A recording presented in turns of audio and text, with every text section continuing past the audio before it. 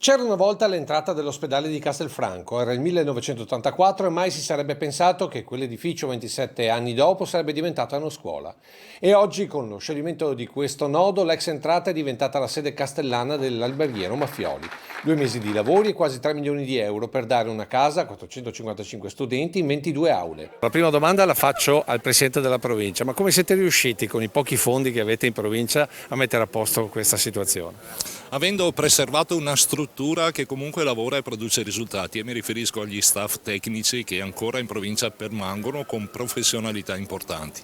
Come ha fatto a convincere Benazzi a mollargli l'immobile? Il dottor Benazzi questo immobile doveva venderlo oggi le alienazioni, il mercato non è che sia delle migliori e quindi parlandoci tra pubbliche amministrazioni abbiamo deciso di valorizzarlo. Questo esempio dà la possibilità di vivere in un contesto scolastico al centro, quindi rivitalizza il centro, rigenerazione urbana che prende corpo. Penso sia un'operazione trasversale anche di ecologia, i nostri ragazzi arrivano a piedi piuttosto che in bicicletta, qualche scooter direttamente dalla stazione dei treni o dalla stazione delle autocorriere, dei servizi su gomma, su strada. Questo ci porta a dire che è un atto di piccola grande civiltà a servizio della cittadinanza e nel rispetto della cittadinanza. E nell'ex portineria e ambulatori si è ricavato anche lo spazio per l'archivio storico di Giuseppe Maffioli. Dei documenti, libri e quant'altro che peraltro risultano essere in copia unica.